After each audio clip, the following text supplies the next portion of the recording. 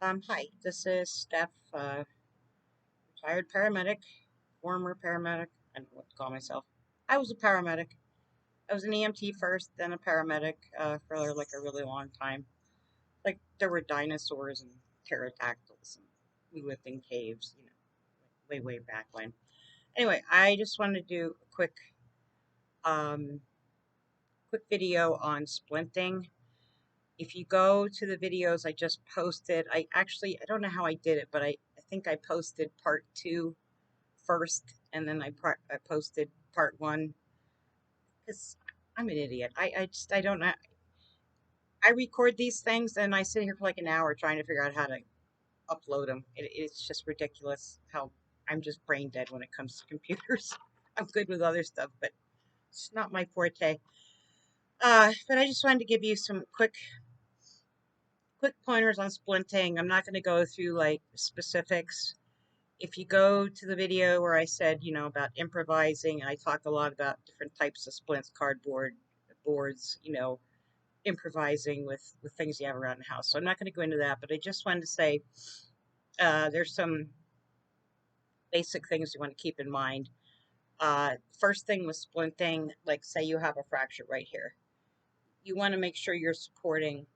If you have someone with you, hopefully that can.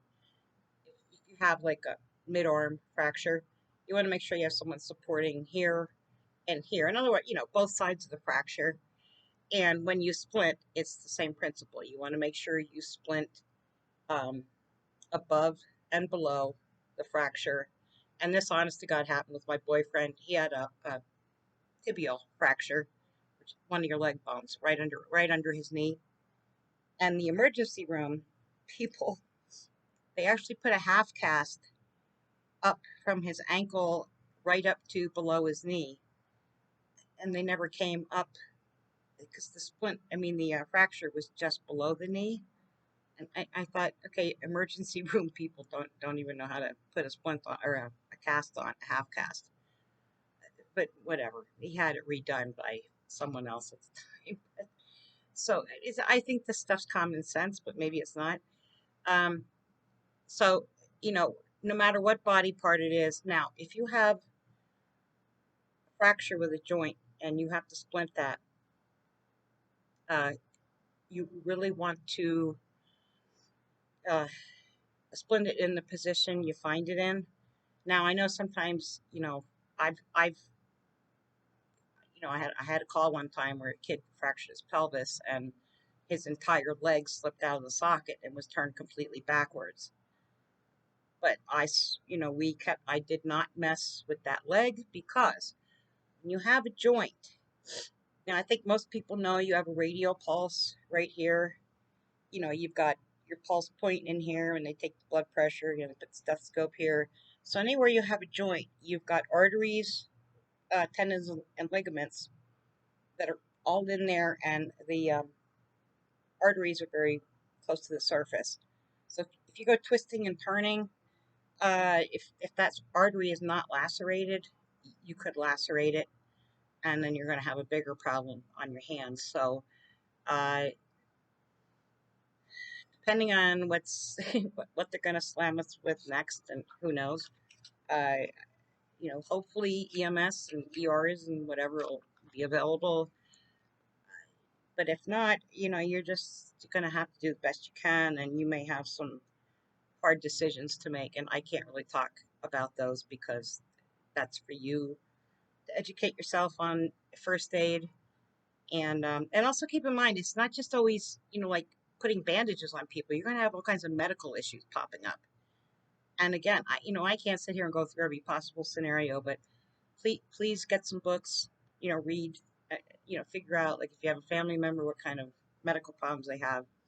There might be something herbal. There's so many herbal things out there that'll do the exact same things that uh, pharmaceuticals will do. I use a lot of them myself. I have a chronic disease, and I don't take any medicine for it. So I'm just saying, based on my experience, that, and stuff I've put my boyfriend on for his heart condition.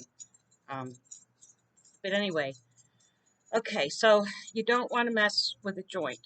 You know, if you have to, I suppose you have to.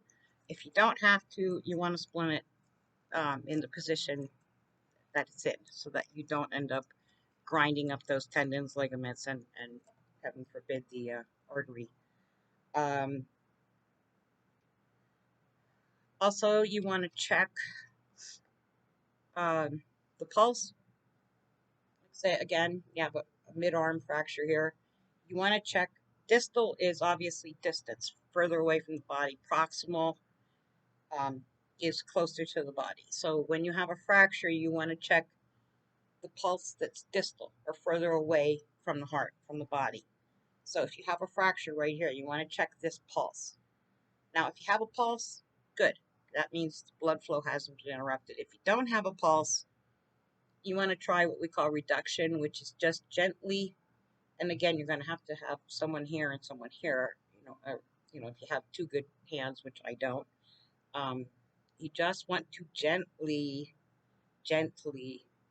pull until you can try to restore that pulse. Now, if you can't, if you keep yanking and pulling, you're probably just going to do more damage, and you're going to be causing the person an awful lot of pain. Excuse me. So make sure you splint above and below. Make sure you check the pulse. Make sure you don't mess with joints, and that's any joint. Your ankle joint, knee joint, your elbow, whatever. Like I said, you have even in here, you've got the carotid and the your carotid artery and your oh hell, uh, well, the big vein that's in here, you can put an IV in there, and I can't. I'm blanking. Your jugular. I'm sorry. Uh, so anywhere there's a joint, you've got superficial or arteries close and veins, and you can bleed out it from a vein, and that's kind of a misnomer. People think you can only bleed to death from arteries. No, if you're bleeding, you're bleeding. Doesn't matter whether it's just oozing or spurting. If it's a lot of bleeding, you got to get under control. But I have another video on controlling bleeding. So let's see what else with lower extremities and pelvises and things like that. Typically pre-hospital, I did anyway. I preferred to put people on a backboard because it was just easier than messing around with all kinds of splints and things like that. You just put them on a backboard, and most of them needed to go on a backboard anyhow. Um, and to me, it was kind of redundant to use maybe a cardboard splint, or now a traction splint's a different story. But you're not going to have a traction splint because I don't have a traction splint. If you have some kind of engineering skills, maybe you can fabricate some sort of traction splint. But that is for a mid-shaft femur fracture. That's halfway between your knee and your hip joint. That's specifically for a fracture there. You don't want to do, if it's closer up, what we call a hip fracture. That's also a misnomer because a hip fracture is actually a proximal femur fracture, which means it's the top end of the femur, like where the ball joint goes into the hip. It's not really your hip. It is a femur fracture, but you don't use a traction splint on that. And again, you're going to have to read a book. Basically, the person's leg will be turned outward and it'll appear to be shortened. And you just want to leave it where it is, and kind of get them on a board and put padding around it. And basically, you don't move it. You just splint them in the position they're in. But you want to do above and below the fracture, all the while making sure you're holding it stable. If you have another person, holding the opposite ends of where the fracture is. Put your splint on. Make sure you go below. And this is in my other video, but if you're doing a hand, you put something in here. This is called position of function.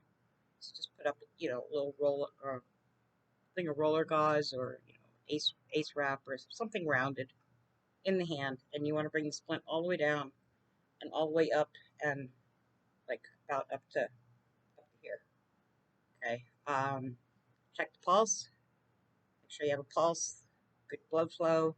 If you don't, try to reduce it if you can. But again, please educate yourself on how to do these things. Again, I've said this so many times. You don't want to try to be figuring out how to handle an emergency when you're in the middle of an emergency and you've never been in the middle of an emergency before, because even someone who's seasoned is going to get into situations that are nerve wracking. And it happened to me with a family member, my niece. I was the first person to her, and it was very, very difficult. I can't even tell you how.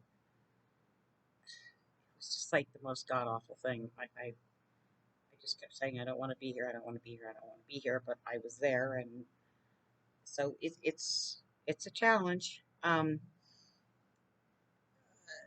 like I said, get a book or go to my other video. You can improvise all kinds of splints, and splinting's not really that hard.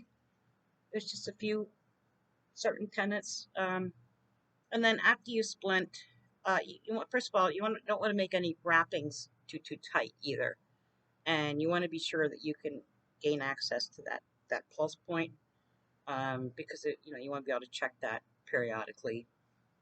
Um, Check the temperature of the skin. You can look at the skin. Um, if it's open, or what we call a compound fracture, obviously you just want to bandage that before you put the splint on, put wrapping around it.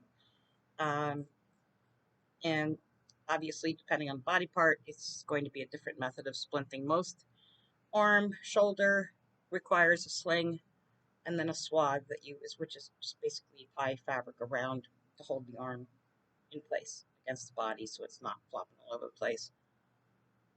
Um, you can use pillows for the ankle. They don't really recommend them anymore, but I used pillows all the time, and I loved using pillows for ankles. They were great. Put them on, you tape them up real tight. That foot's not moving.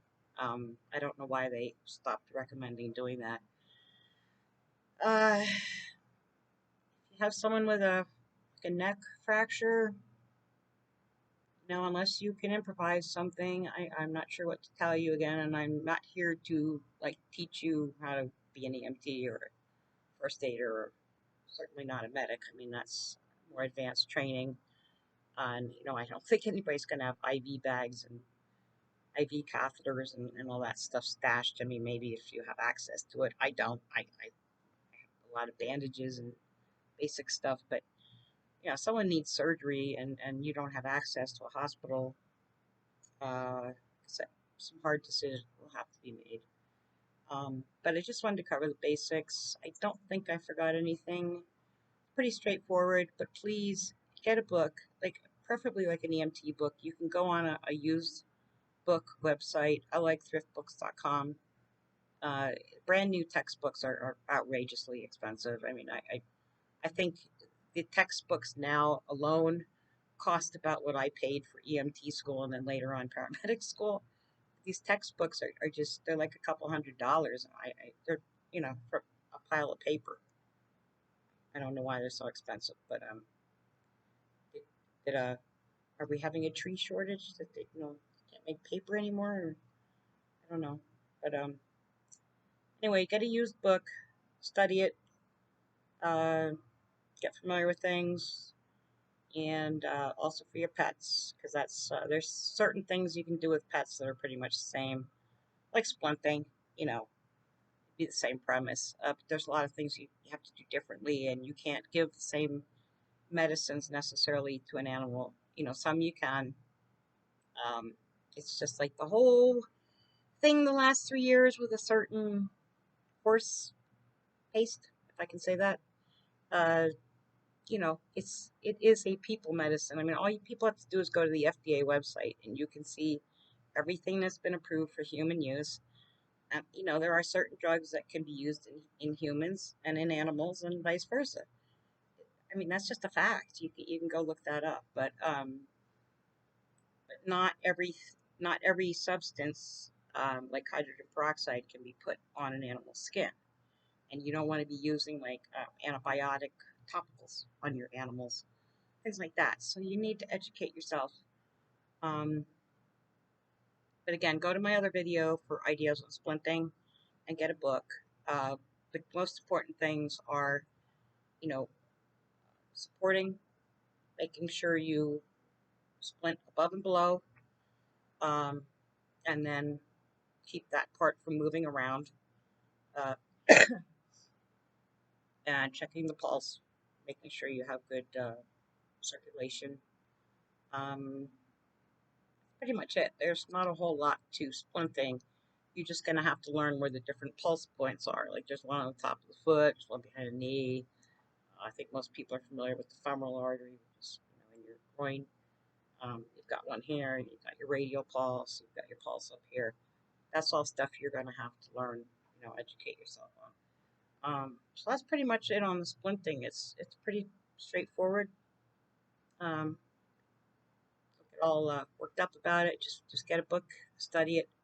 That way, when you are confronted, if you are confronted with an emergency, you're not going to freak out and like have to look it up quick in a book or something. You have the info in your head and you'll know what to do. So I'm going to try to break down some certain things into little videos like this and hopefully get them up. I haven't been feeling really well lately, so I'm kind of doing stuff as I can.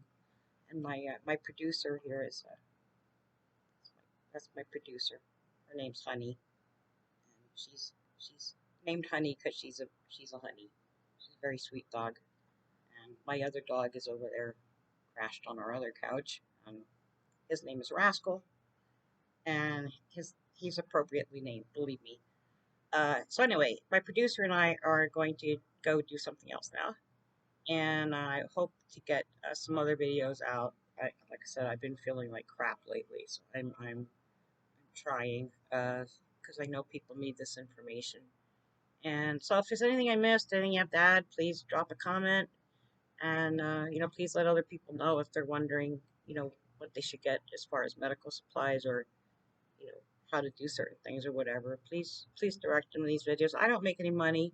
I'm just doing this to try to help people out. It's really neither here nor there to me. Just trying to help you guys. So, all right. Well, with that being said, thank you, and y'all have a good day, night, morning, wherever you're at, and thanks for watching. Check in with you later. Thanks.